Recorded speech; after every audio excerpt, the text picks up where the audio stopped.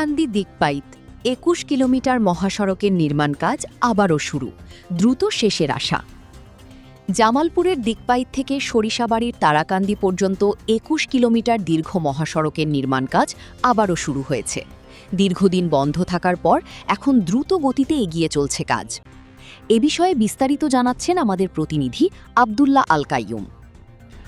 ছোট করা হচ্ছে এবং আপনারা দেখতেছেন সেই রাস্তার কাজ কিন্তু এখন চলমান রয়েছে। আমি আপনাদেরকে এখন তারাকান্দি, এটা হলো চৌরাস্তা, যেটা হলো এটাও বাইপাস, আর একটা বাইপাস। আগে কিন্তু এই রাস্তাটা ছিল, এখন কিন্তু সেই রাস্তাটা কিন্তু এখন এদিক দিয়ে যাচ্ছে।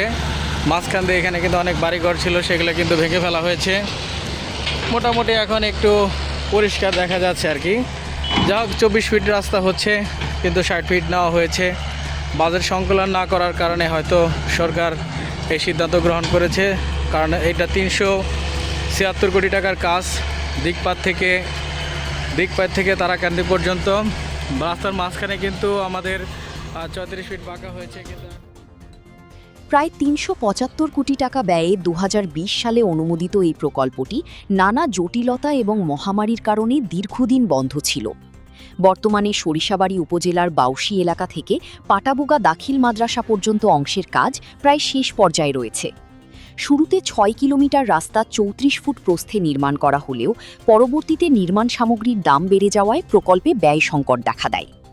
চলতি বছরে বাজেট বাড়ানোর আবেদন করা হলেও তা অনুমোদন না পাওয়ায় রাস্তার প্রস্থ কমিয়ে ২৪ ফুট করা হয়েছে।